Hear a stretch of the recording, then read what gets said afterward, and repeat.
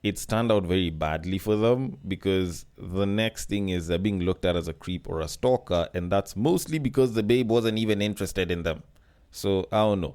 It probably works better for women because women can get away with such and they aren't looked at as creeps or as stalkers, because of such a thing. Because if guys could do that, because it's not like guys haven't contemplated doing that, but if guys could do that and it would give very good results, then the royal penis is clean, Your Highness. welcome to the Breakdown Podcast, where I talk about love, sex, and relationships from a guy's perspective, as well as a bunch of other guy shit. The man on the mic is a man who likes his women the same exact way he likes his yogurt. He is also a man who may include jumping to conclusions to his cardio routine. It is none other than your tall, dark, and mildly handsome man, Sir Denver B.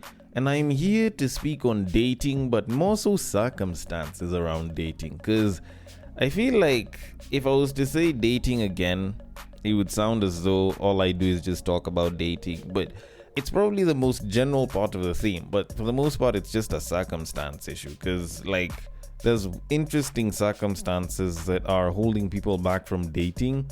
And I would argue that a lot of it affects men, but in this particular case, I feel like it's affecting women as well. Actually, for most of this episode, I feel like it'll be affecting women even more than it's affecting men. But, that's something that you'll probably find out more of as you continue to listen. Of which, if you do like what you're listening to, I hope you listen all the way till the end. And should you like it, should you not like it, should you have a different sort of feedback, or should you have a potential topic that you want discussed on this podcast, you can always hit me up. The DMs are always open. The social media links are usually in the description and they rarely ever change. So you can slide in there, and if you end up on any one of those pages, a nice follow would be highly appreciated. But all that said and done, I thank you so much for listening, and like I said earlier, I hope you listen all the way till the end. Now, I do have to get into the topics of today, although before I can do any of that, first of all, the interview that I did with Wes was amazing. And your feedback's been pretty good.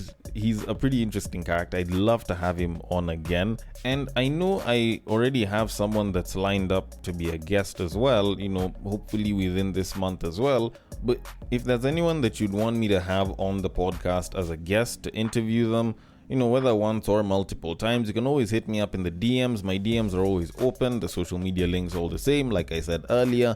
And, if you have a direct contact to them and, you wouldn't mind sharing, I'd appreciate that as well, so that we can get more and more people that can add to the many different conversations that we have out here, whether it's in relation to relationships or society today, or, the stuff that we go through on a day-to-day.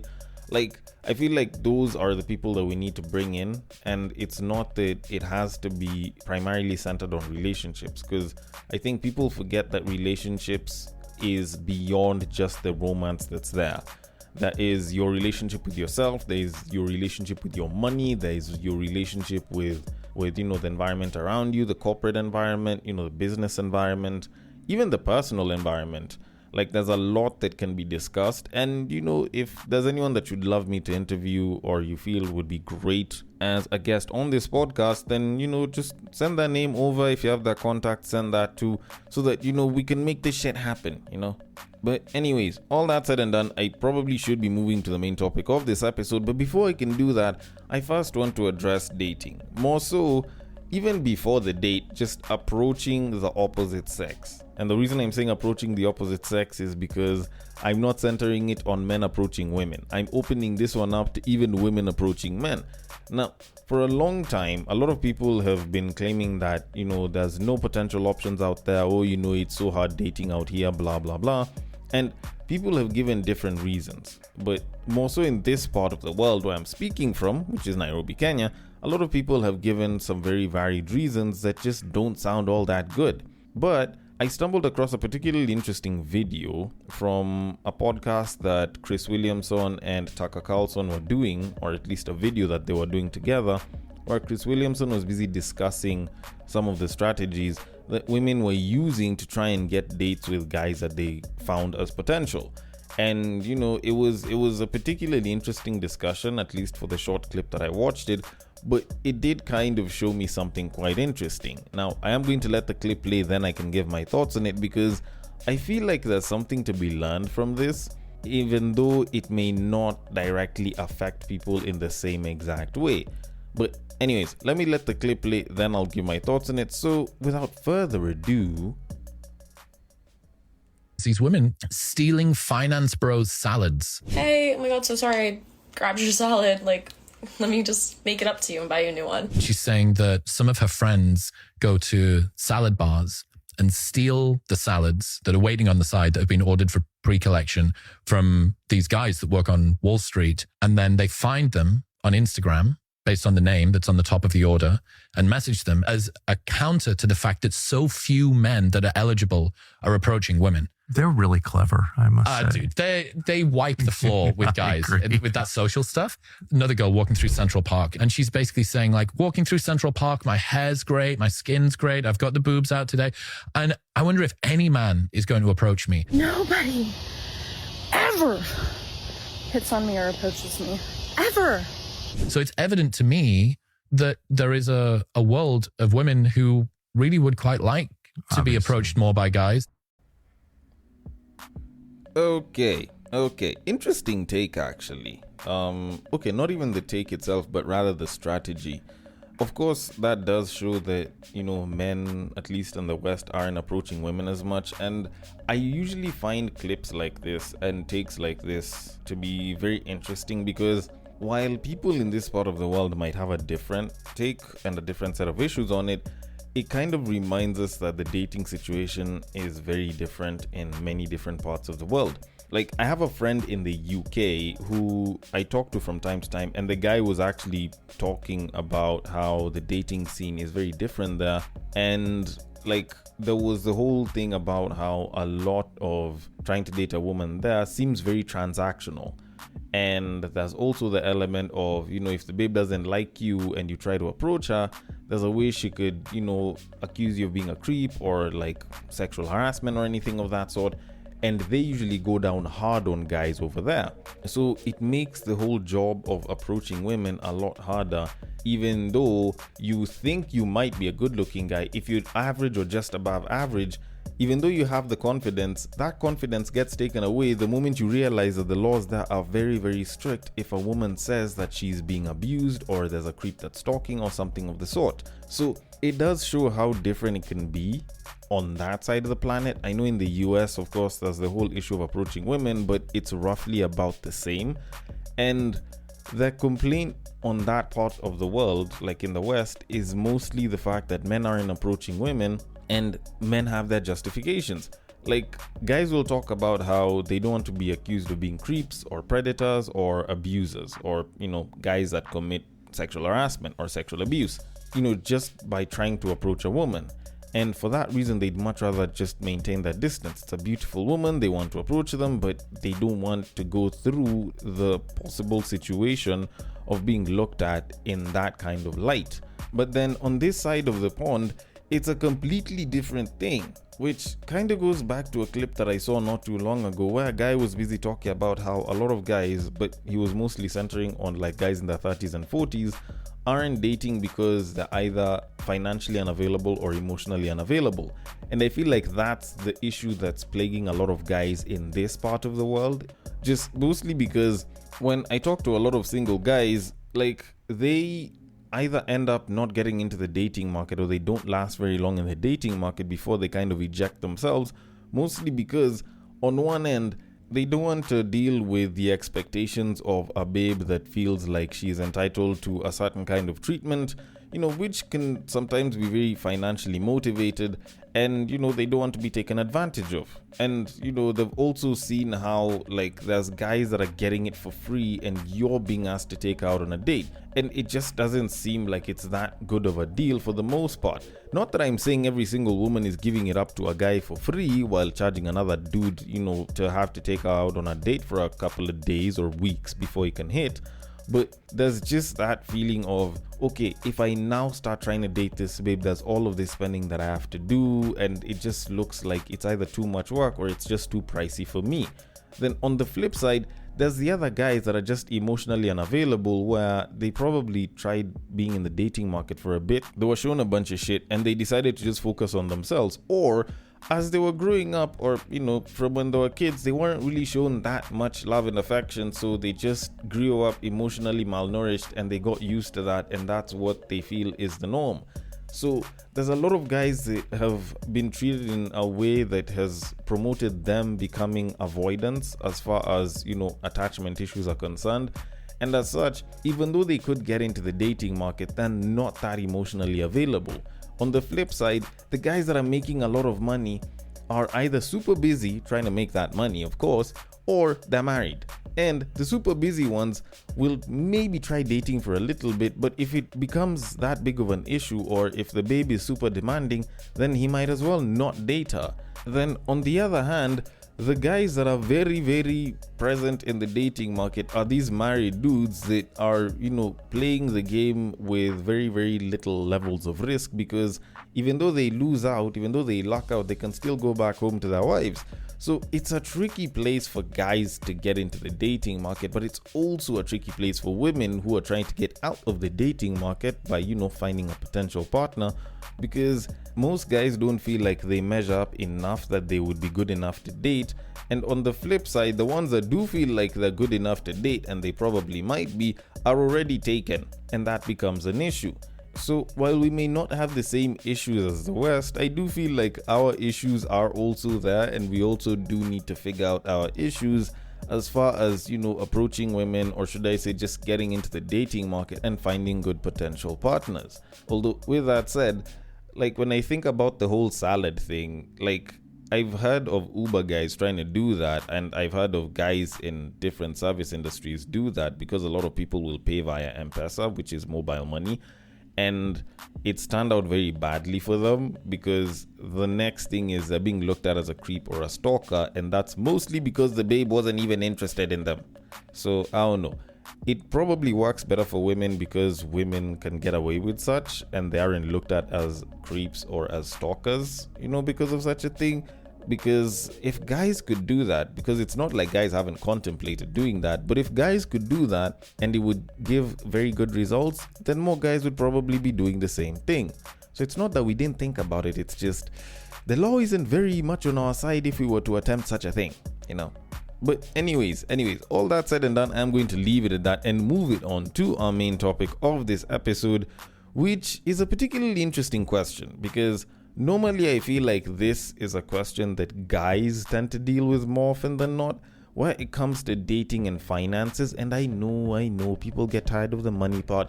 It's probably not what you think, all right? It's not who gets to pay for a date. It's even before that. It's the idea of whether finances can actually determine whether someone should be going out to date in the first place or not.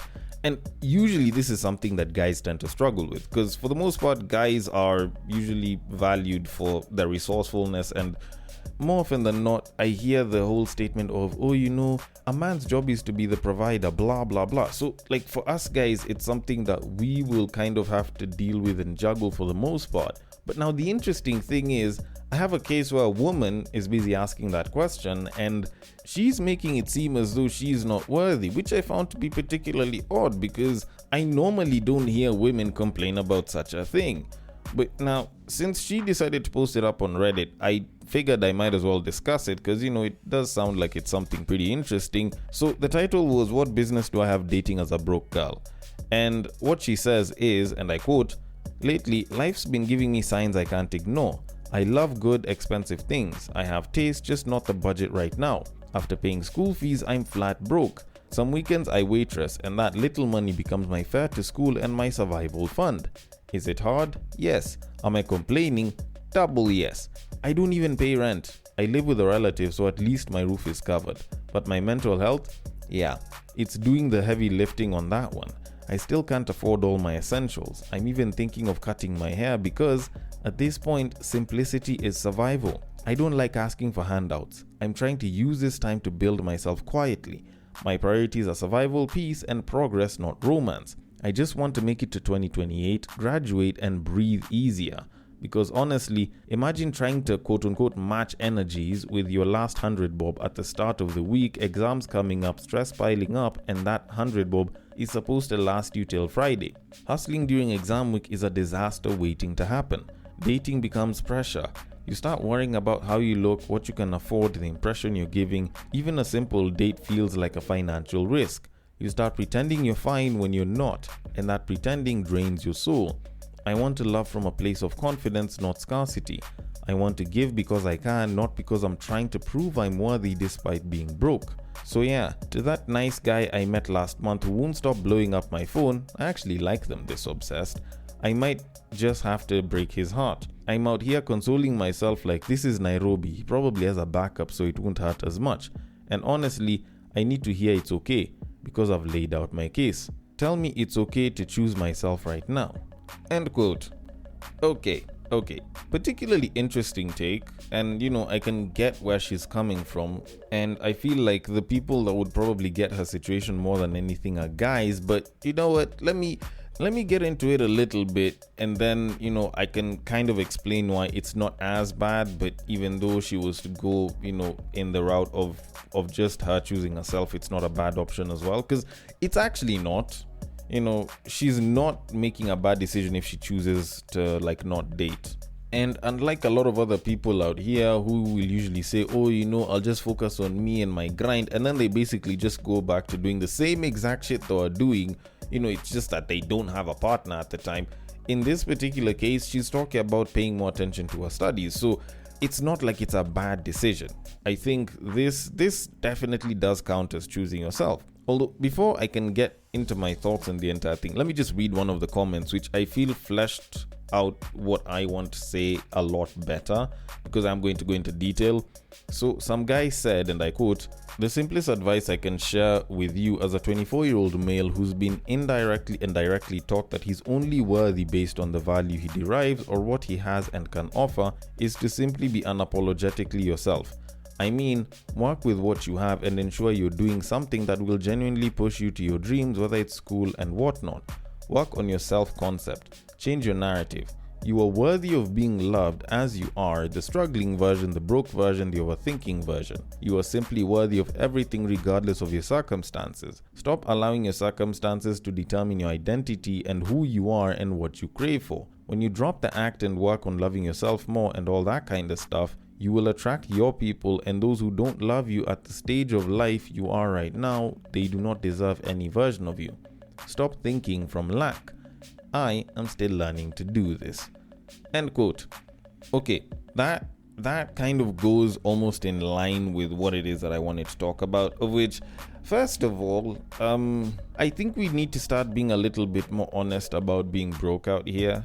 Okay, not necessarily to everyone, but I feel like we need to have less shame about being broke. And I say this not as someone who has a ton of money or anything, and yes, I know broke is relative, but I say this as someone who's been in a position where I didn't have money, and mentioning that I was broke felt like a very bad thing. But the truth of it is, being broke is a very normal thing. Like, I feel like most people, if not just about everyone, I feel like for probably about 99.9% of us, we know people who have a lot of money who've also said that they're broke. So it's not a situation that is specific to you and it's so bad that you shouldn't share it. I feel like more and more people should be okay with admitting the fact that they don't have money, because it can save you from a lot of stress. And yes, you might look bad, but fine, you're broke for one day. It doesn't mean that you'll be broke forever. Because I know people that are making upper tier 6 figures that will call me and they'll tell me that they're broke. I know people that make very little money that will call me and they'll tell me that they're broke. And even though it's not calling, like, I'll have discussions with these guys and they will admit to me that they're broke. Even people that are making millions will also say that they're broke. Now, don't get me wrong, like I said, broke is relative. For some people, broke is having 50k in the account.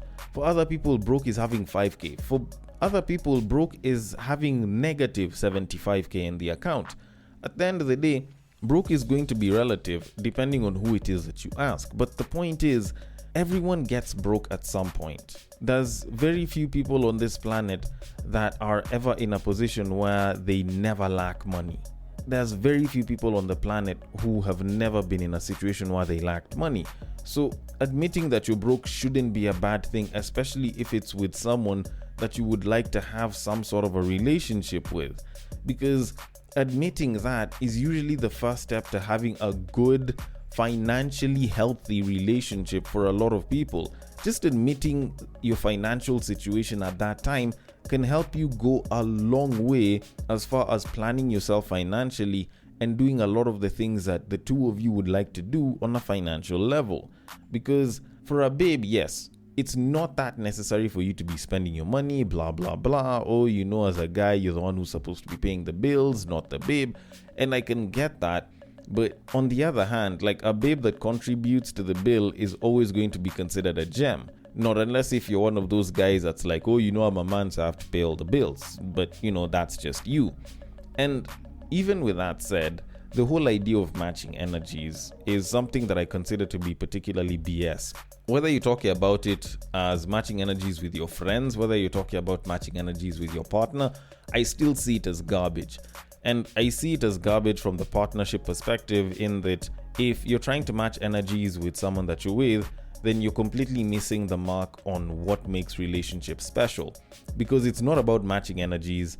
I promise you it actually isn't. It's more about understanding each other and making those compromises because you are understanding each other. Because I kid you the hell not. Like, people will always talk about reciprocity and how you always have to be ready to bring 100 to the relationship. And yes, that's true. That's a fact. But sometimes 100% of what someone can give might only amount to 30%.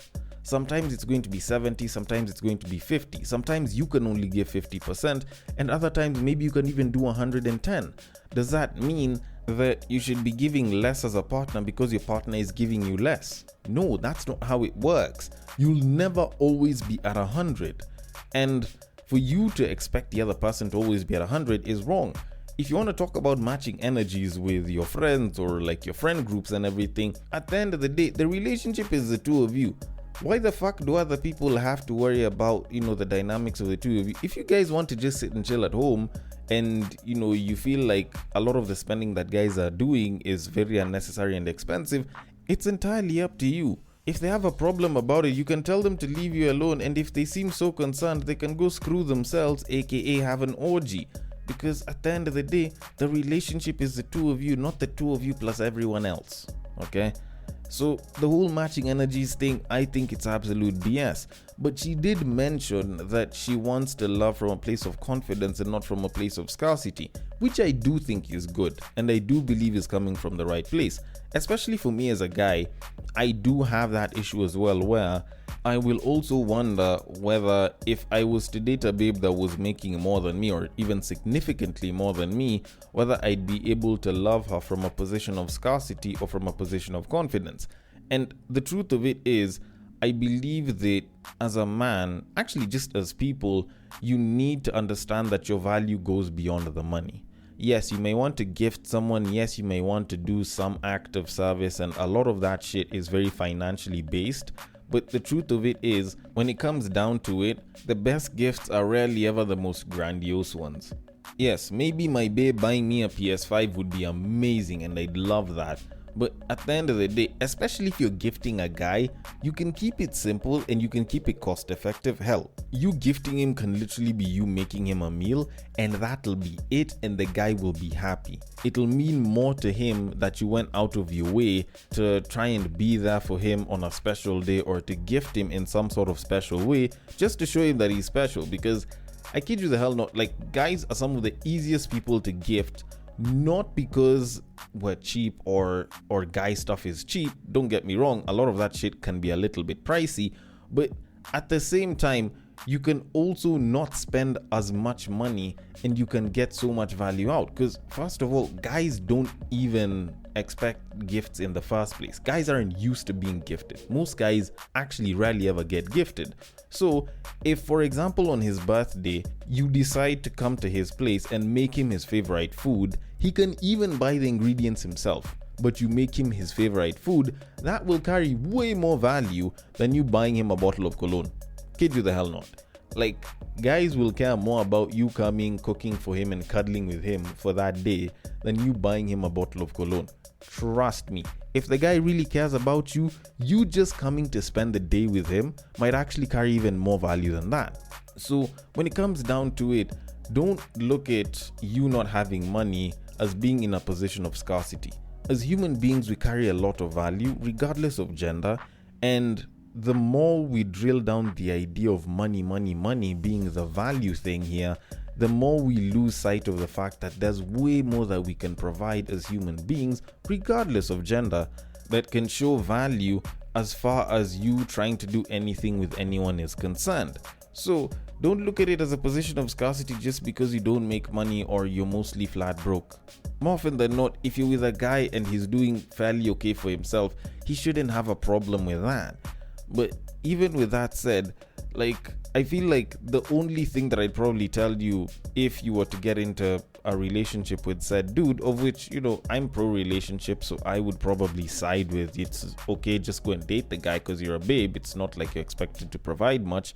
I'd only give you a couple of rules, and the first rule I'd give you is to be honest about your finances, because it's likely that he's either somewhere similar, especially if the two of you are in university or something. And, you know, at the end of the day, if both of y'all are broke, why are you worried so much about the money? If both of y'all are broke, the both of you can just chill and cuddle in the house, and that's okay. Then the second rule I'd give is you keep your spending to a minimum. If the guy makes a lot of money, or if the guy has a lot of money, if he spends too much on you, then it's very easy for him to turn you into a dependent, and that is going to be bad. Or worse still, he might end up using that to justify whatever behaviors it is that he's doing, or he will use that to make you justify staying with him despite whatever shitty behaviors or shitty things that he might do to you. So if you can keep the spending to a minimum and focus on not spending as much money just for your sake, not even necessarily his, not unless if the guy wants to start footing the bills on a few things here and there, I think that it probably shouldn't be that big of an issue. Then the third rule I'd probably give is recognize that your value goes beyond money and use that to be creative, regardless of gender. Even though the guy isn't having as much money, y'all cuddling at home isn't a bad thing. Y'all chilling together and taking a walk isn't a bad thing. I know it sounds very mundane and basic and boring, but guess what? A lot of things that make good relationships really good is usually the boring stuff. So don't think of the grandiose stuff, try and be creative with the little that you have. Because trust me, if you really care about someone and you choose to be creative, that value shoots up a hell of a lot more, because more often than not, people usually think that if you value someone, you have to do something grandiose about it. Yet it's not about the big things. More often than not, it's the thought that counts, and if you can do it in a little way but very creatively done, it'll carry way more value than you just blowing a bunch of money on something big. And with all of that said, let me just conclude by saying this. Honestly, whichever route Shorty takes is perfectly okay. If she decides to choose herself and reject the guy, I can totally understand, and I am totally with her on that one. But should she decide to take the leap and actually get into a relationship with a dude, then she isn't badly off. Because after all, you know, sounds sexist, but she's not really a dude. But even with that said, in the great words of Henry Ford, whether you do or you don't, either way you're right. Or maybe I'm wrong. Maybe I'm looking at this in the wrong way, and maybe I should be telling her something different. Either way, I want your thoughts on it. The DMs are open. On IG, it is at the breaktime_podcast. On Facebook, it is at the breaktime podcast. On X, it is at bagakathed. And on Bluesky, it is at the breaktimepod.bsky.social. Thank you so much for listening all the way till the end, and I will catch you guys on the next break. But what I believe is that if you put a pastor and a prostitute in one room, one is likely to convert the other.